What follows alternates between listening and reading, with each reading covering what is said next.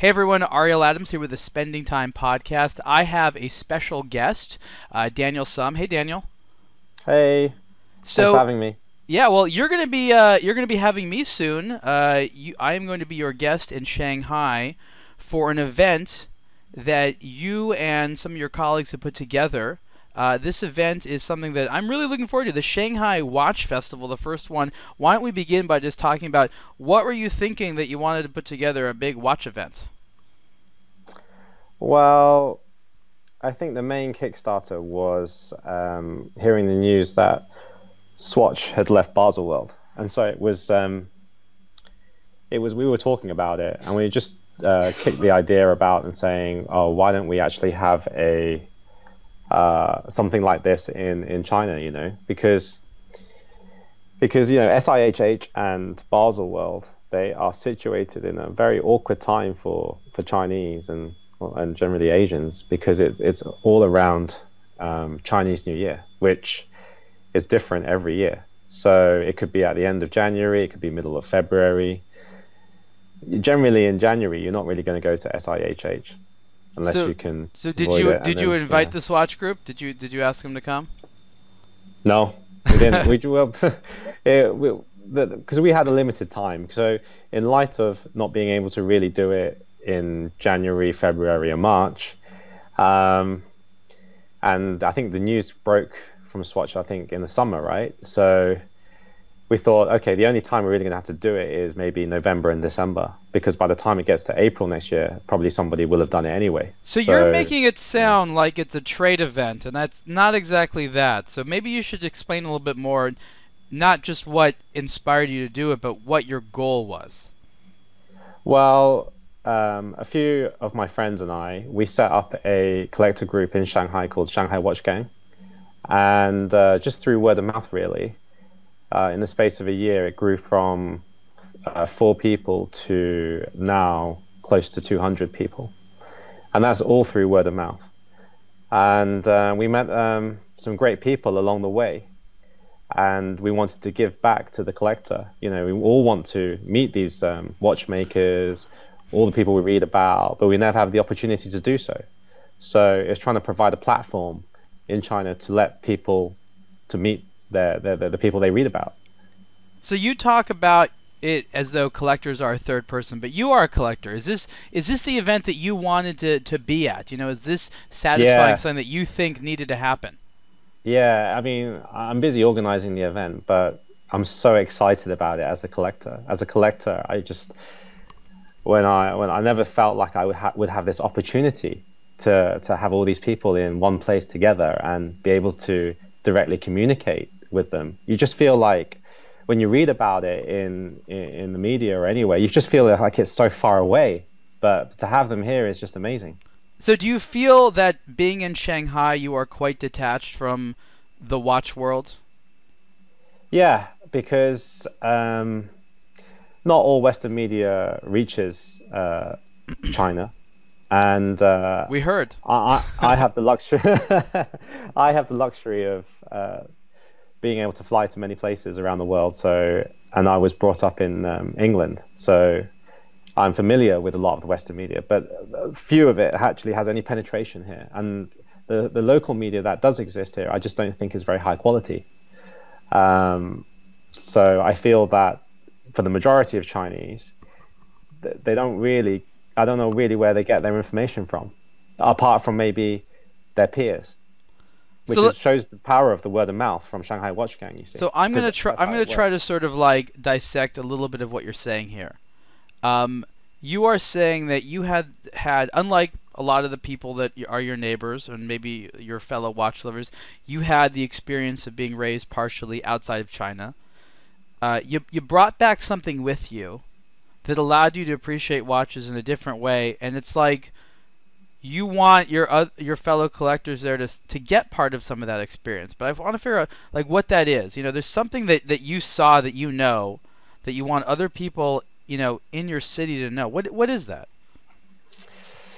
That's a tough question. When I first came, I was actually like, I think watch collectors will identify with this, of being particularly lonely.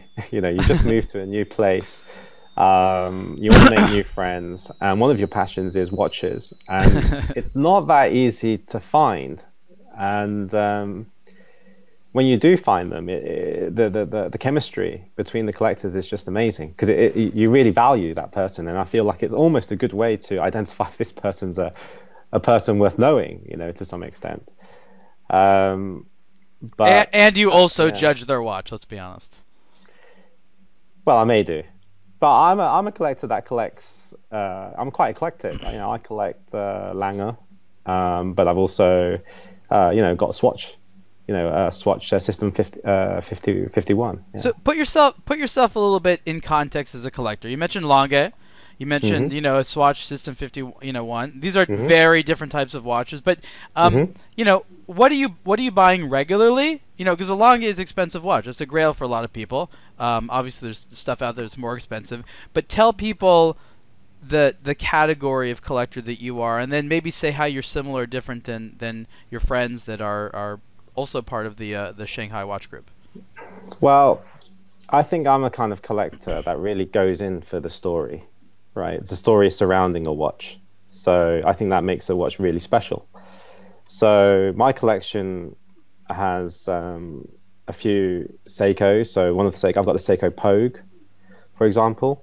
Obviously, I started my watch collecting journey through Omega and Rolex. So Omega Speedmasters, the Seamaster, the Pierce Brosnan one, and Rolex Datejusts. This kind of thing. And then really through Shanghai Watch Gang, I realized that collectors, when they are together, they learn so much faster. We learn so much faster. So we get lots of information and really honest and true information about a particular watch or a particular brand that you don't really see on, you know, because a lot of it's marketing now. So what you want to learn about are new things to like, or are there skills as well that you're trying to learn? You know, what is it about being a collector or being a good consumer do you learn from other watch collectors? Well, let's just take Lange, for example. So in the group, I think you'll agree that generally there's so many watches, so many brands out there that it's very hard to be an expert on every single brand. But in the group, there'll be a person that is particularly in Lange, or there'll be a particular person who's got a very strong interest in Richard Mille or Patek, for example. And you'll glean all this information from them, as in, oh, which models maybe are worth investing in, which is reliable, what they actually like to wear day in, day out. You know, is it a heavy piece, or does the strap, you know, dig into you, or you know, these kind of things, or there is a scratch magnet, all these kind of things that you wouldn't know literally just by sitting in a shop for 5-10 minutes trying a watch on. So you're right. You become a more well-rounded collector by understanding the experience that other collectors have with watches, because they do weird things to watches and with watches that you never would have thought about. Yeah, there's that, and also particular things that you wouldn't know about, like a particular brand. You know, maybe they're outsourcing their movements to Vaucher or APRP or something like this, and then you feel, oh, you know, this particular model. You get educated on particular models of watches. You like the gossip. I think everybody likes the gossip. You know, there's so much gossip, and if you hear stories about, oh, this watch brand or this CEO or this watchmaker, it just adds to that little bit of magic, you know, where you can identify with this watch maybe a little bit more. Right. Yeah. What about watches made in China?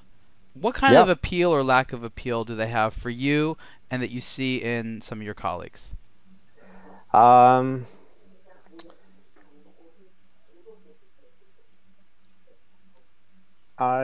think I didn't realize it was a hard question.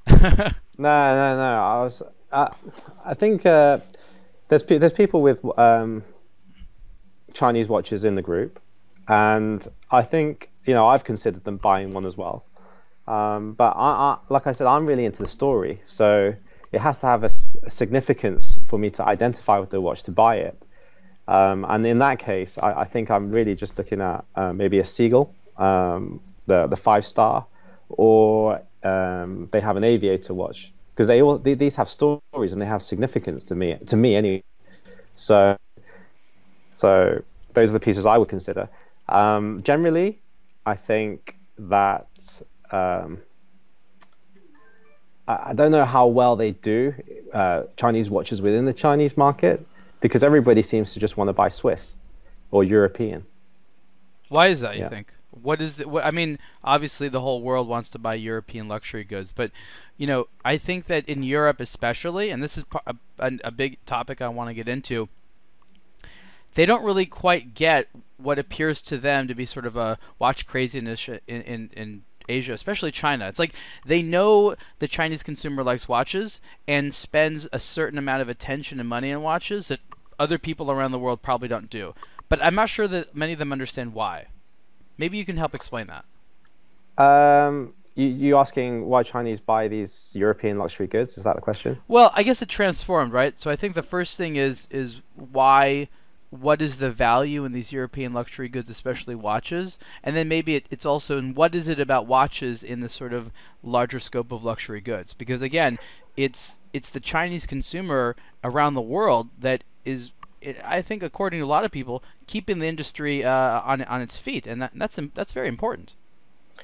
Well, I think watch collecting changes very quickly in China. So initially, when I first came, or just before I first came, you know, maybe a lot of watches were really going off as gifts. And let's say, you know, I was buying them to gift to other people. So in that kind of situation, I don't really care necessarily what the watch actually looks like. I care more about how much the watch costs and what brand it is, so I can tell the person I gifted it, you know, or he can find out, oh, how much I spent on you, and this is a particular piece. That's a really nice gift. Is that the normal amount that is spent on gifts where you live? I think the gifting I'm talking about is the gifting that requires favors. Oh, that kind of gifting. I see. Yeah, that kind of gifting. Yeah. So then afterwards, when the president came into power, this kind of gifting all stopped for the good. But now the Chinese consumer is really buying for themselves, and when you buy for yourself, your expectation on the product is infinitely higher. And then I think, you know, people want to buy Swiss because maybe the Swiss powerhouse of marketing is just brainwashing a lot of people into thinking, you know, this is the only place for a good watch is a Swiss watch. Yeah. You feel, and you've told me this in conversations, that when watch industry marketing reaches China, it doesn't really, you know, connect with you as a consumer. What's wrong with it? Because I feel that all the brands are pretty much European, and they use a European way of expressing luxury, and it doesn't necessarily translate to the Chinese, how they feel about particular, you know, how a watch should be as a luxury item. So give me like a common mistake. I want to know some common mistakes. I just feel that I think you kind of mentioned it before, that just now, that, you know, the Chinese spend a lot on watches. I think we all know that, but are they given the respect that as being like the #1 consumer generally? I personally don't think they are. Right, that's my opinion. I feel that this is not just watch brands, but many Western brands come in wanting to make the money off the Chinese, but without showing the true respect. And I think that can be, recently, just a perfect example is D&G, who really messed up their ad campaign. You know, even as a Westerner. So we're talking, just so everyone knows, we're not talking about watch brand. We're talking about Dolce & Gabbana, Italian fashion brand. Yeah. So to get their marketing so wrong, it's such a big company. I just feel that there's a huge disconnect between what Chinese can accept and what they can't accept. So the mistake there was actually insulting the people that you were intending to persuade. Yeah. I mean, I can't really the ad campaign, I just briefly explain it. It was just a Chinese lady who was trying to eat Italian food. I think spaghetti and cannelloni and pizza with chopsticks. And there was this voiceover of a person trying to teach her how to do it. It was just very condescending. Huh. So some people found that very racist. I just found it very confusing. But you know. Which I think a lot of Westerners feel about most Italian fashion advertising. Yeah, so when that kind of thing comes, it's like, well, Chinese thing, what's this about? And then sensitivity about this kind of thing, because Chinese now are probably more confident than they've ever been, and they think, well, hang on, why are we even putting up with this kind of stuff? You know, why are you stereotyping us? I guess that's true. I think that in most cultures, the advertising would look like it came from the culture, whereas what you're talking about, it looks like the advertising like is for your eyes, but clearly comes from someone who's someone else. It isn't you, from another country, and you're like, why aren't people here making ads for us? They know what we like. Yeah, there's that as well. And then if we go back to watches, for example, like, is really luxury just making something very exclusive that you can't get? I mean, obviously, I'm sure that's a powerful tool, but just to make it more difficult, I personally think it has the opposite effect. You know, I won't say the particular brand, but you know, when you're getting you want to buy a particular piece, you know what you want to buy, and then you're getting forced to buy rubbish so that you can get this particular piece that you want. You know it's rubbish, they know it's rubbish, but no, actually, you know, they just want you to spend money in their place. Yeah, I mean, they might as well just be that honest about it. Can right? I give you the very crude rationale they have? What's their rationale? It's, I'm going to offend someone by saying this, but it's absolutely true. It's the idea that if you are pursuing a woman and she says no, oftentimes it makes you not only want her more, but go to greater steps to earn her, achieve her, or whatnot. I guess this could be any type of courtship pursuit.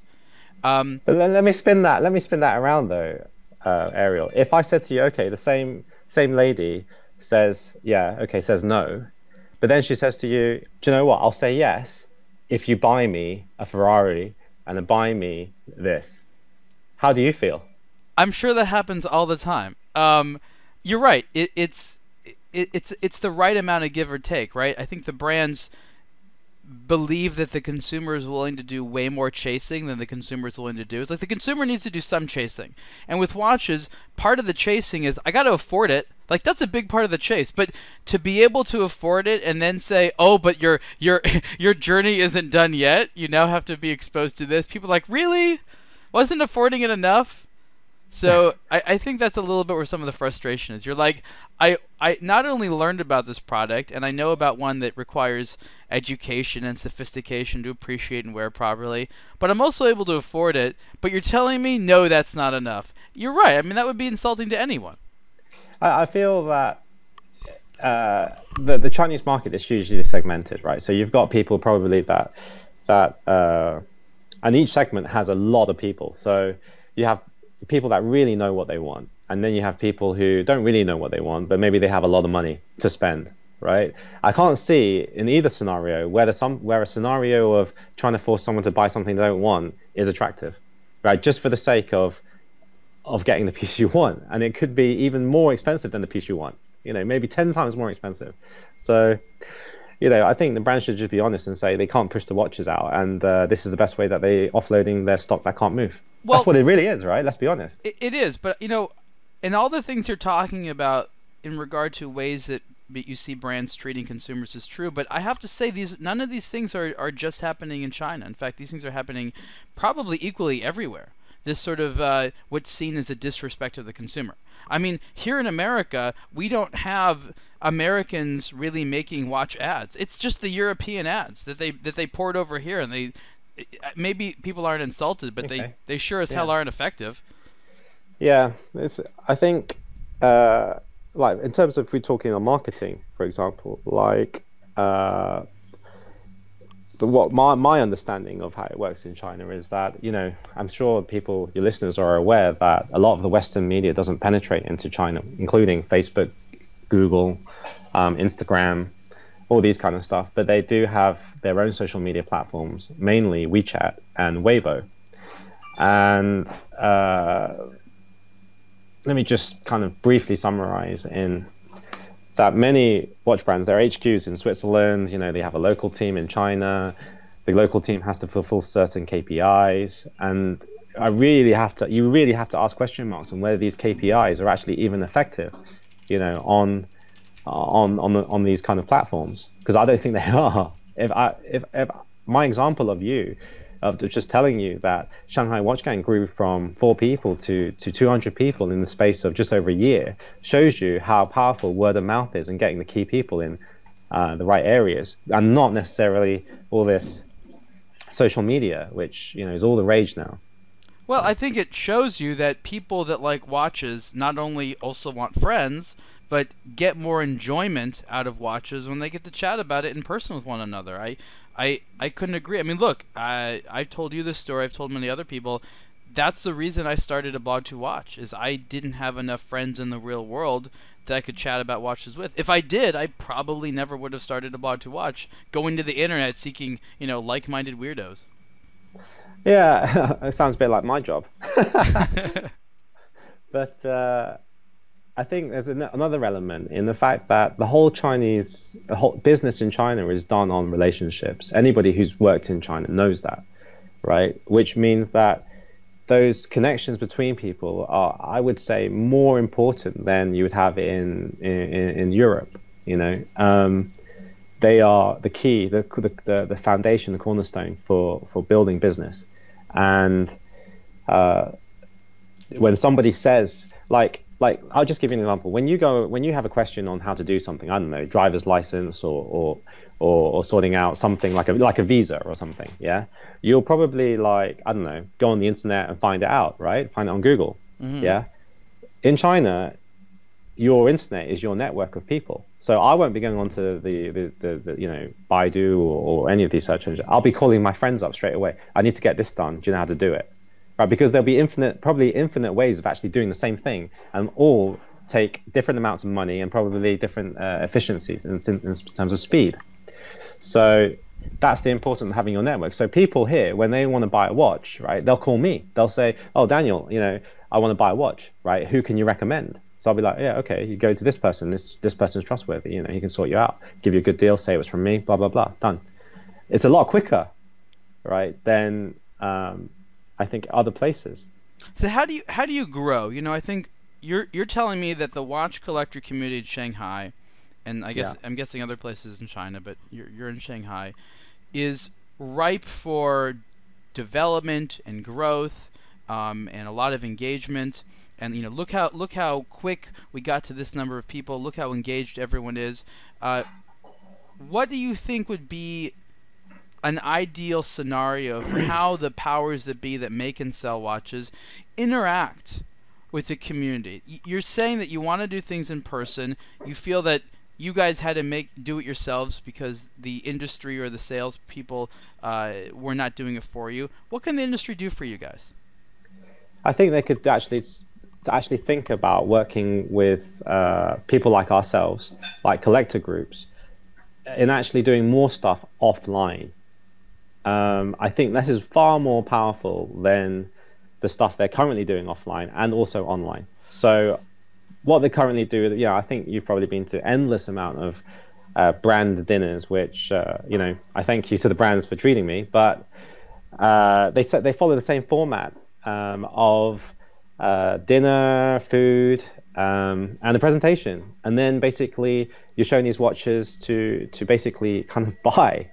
Right, it's so hard to tell. I just don't think collectors work like that. And really, do I really need a presentation on your watch when I can get that information anywhere else? I don't have to be there to do that. And I'll be honest, like food in Shanghai, there's plenty of it. I don't necessarily need a good feeding either, right? So why am I there? I'm there to meet other people who have the same passion of me, the same values as me. Right, And we've taken that away with Shanghai Watch Gang from that commercial setting, because we're not selling you anything, right? We're just hanging out. And I think brands should do more of that with collector groups. One, in actually understanding their collectors and how that filters out all the way down, like in a pyramid way, to watch enthusiasts and entry level watch collectors, and also know more about the market. I think this is just far more valuable. No, it's interesting what you're saying. I mean, I think it can be interpreted as a lot of work for the brands, and these are companies that are barely able to meet their production schedules, and then you're like, you guys have to do a bunch of other things now. I think that you're absolutely correct that stuff would all be beneficial. I don't know, just being pragmatic as someone who's very like-minded to you, but just a different part of the world, the brands are ever going to step up and create those experiences, but you can show them how to do it better. You're right. Those dinners, they get boring because they're formulaic, and the first like 5 times you go, it's cool, and after that, you're like, I don't want to do this anymore, but I still want to do watch stuff. The brands need to understand that people want to have fun experiences, and they want to hang out with friends, and that doing that puts them in the mood to not only be open-minded to new stuff, it makes them want to buy things. And I think you know what I mean? I think it needs to be more experiential. So you do it with your friends. It's not just the same thing of putting a watch on a watch tray and showing you it. Like, it needs to be more than that. Like, it needs to be more lifestyle. Like, how do I attach this brand with a particular lifestyle, and how does it benefit me? I think that's where watches should be heading. So what is your lifestyle? Describe it. Well. So the brands know. I mean, you're part of a category. So help explain that category. Okay, so I would travel a lot. I like going to places. So when a bunch of us get together, we sometimes hang out in Shanghai. We sometimes don't. We travel around the country. We might travel internationally just for the weekend to have some fun.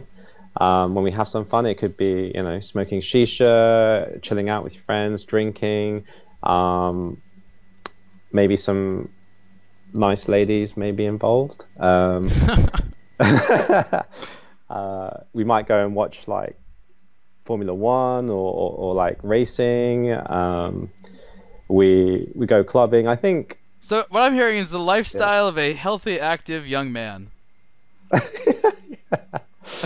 Yeah, I guess so. Yeah. There you go. That likes to have fun with his friends. That doesn't really fit into Ed Toys. How that that top high class watch brand marketing image of passing your watch down to your next generation. I mean, we're not even there yet, so it's not something that I think about, right?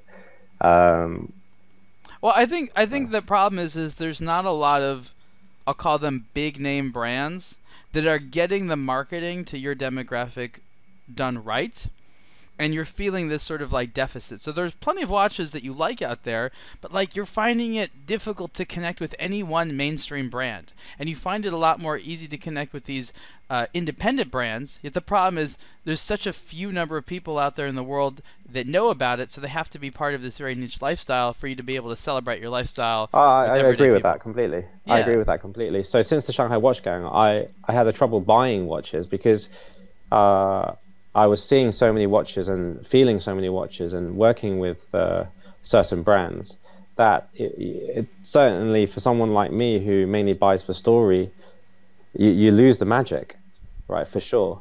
And I've picked like Lange because I actually feel it's more discreet. It's not a brand that, if you can afford this, most people will go and buy Patek, which are also very, very great pieces.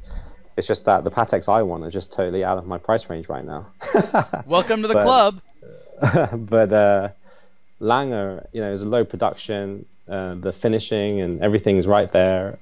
I just think it's great. So that's why I went there eventually. Probably anyone listening to this podcast that knows Lange is not going to be like, not Lange, how dare you? Like, everyone agrees with you. That's but it's not subtle. That's a funny thing. It is subtle to everyone else, but when you're in a room with a watch person and you have a Lange, that just screams that you might as well be wearing like a glowing gold watch.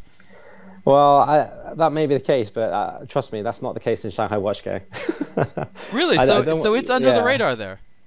Totally, yeah. Like you see a myriad of watch pieces, and I just want to get it out there. Shanghai Watch Gang is not just a rich boys, like crazy rich Asian kind of boys club. It's not that, But if you right? are Yeah, if you are a rich person, they will accept you. They're not going to discriminate. yeah. Just likewise, if you're economically not that not that level, then we also accept you. I find interest in all the watch pieces, and I think as a watch collector, uh, I want to be more holistic and more be able to appreciate certain things at certain price points and why they're good at certain price points. I'm a big fan of the Seiko Presage line, for example.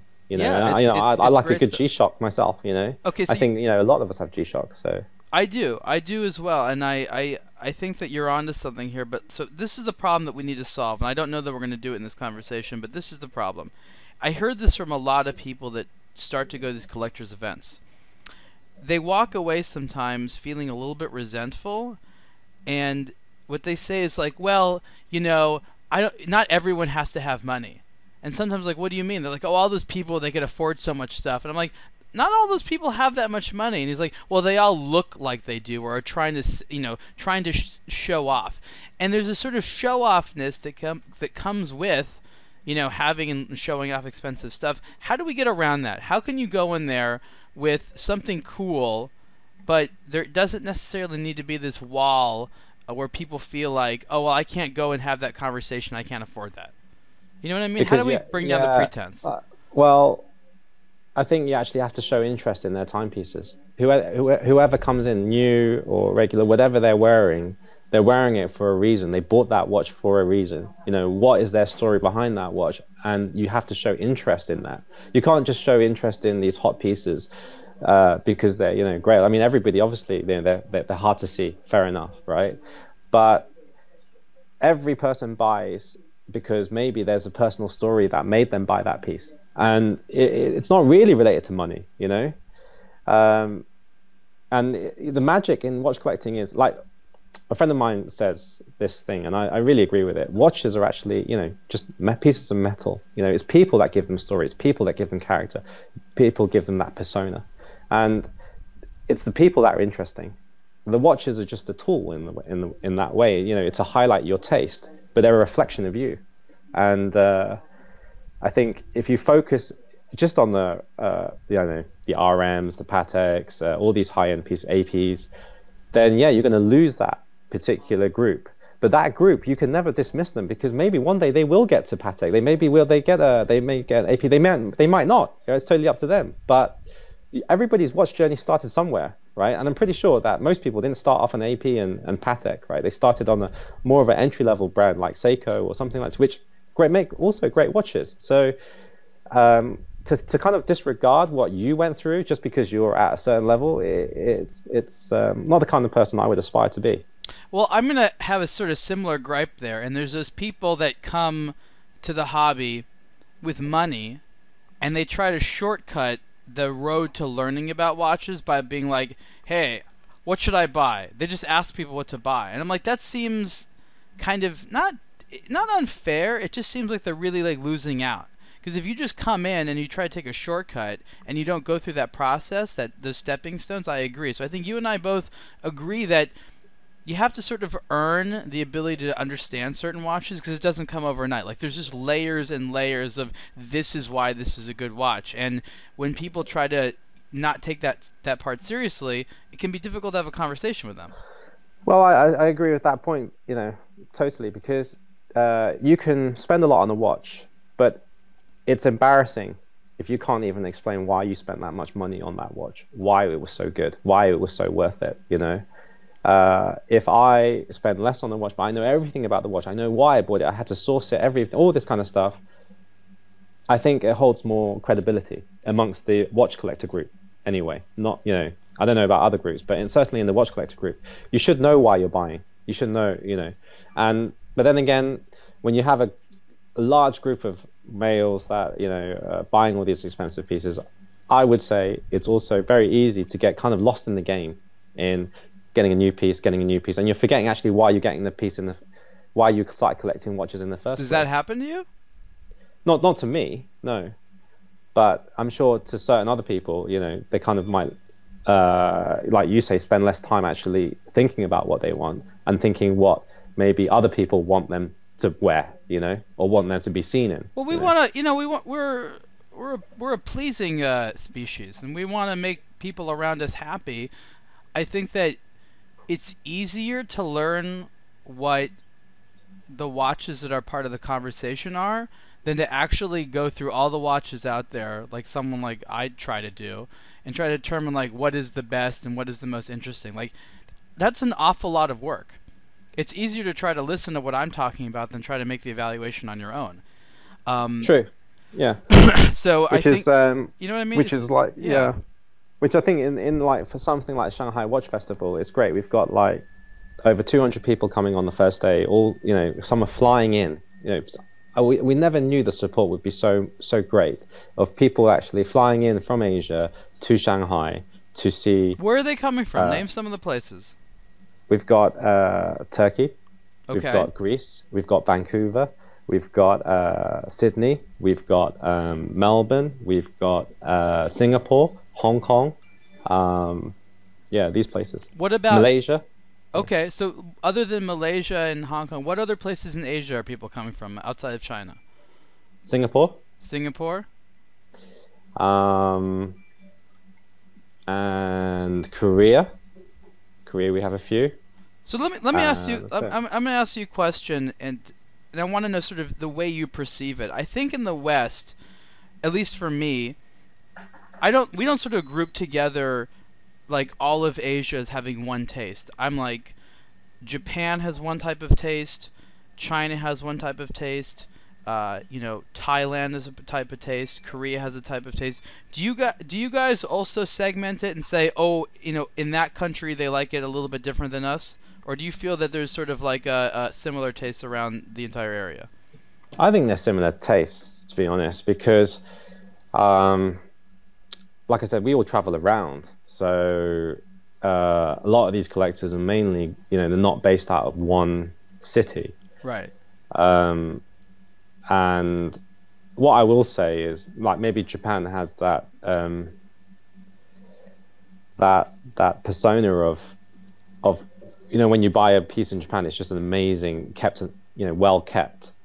It looks like new old stock all the time, and people really take care of their pieces there. Yeah, I love that. So I love there's that. There's that element that I think everybody knows about Japan. I think that falls hand in hand with their culture.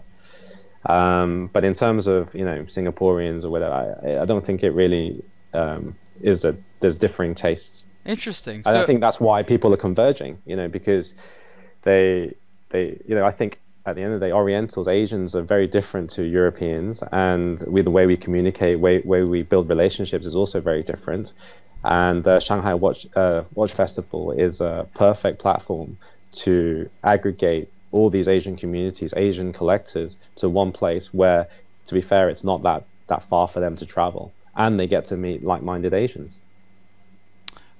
What do you want to have as a result of this event? What do you want them to want or have learned, or a combination thereof, after they come to the festival?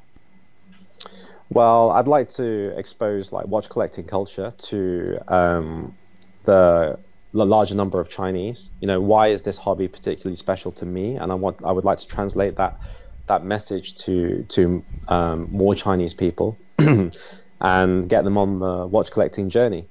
And for another message, I'd like the brands to really sit up and notice what was actually happening in Asia, because most of their HQs in Switzerland, in Europe.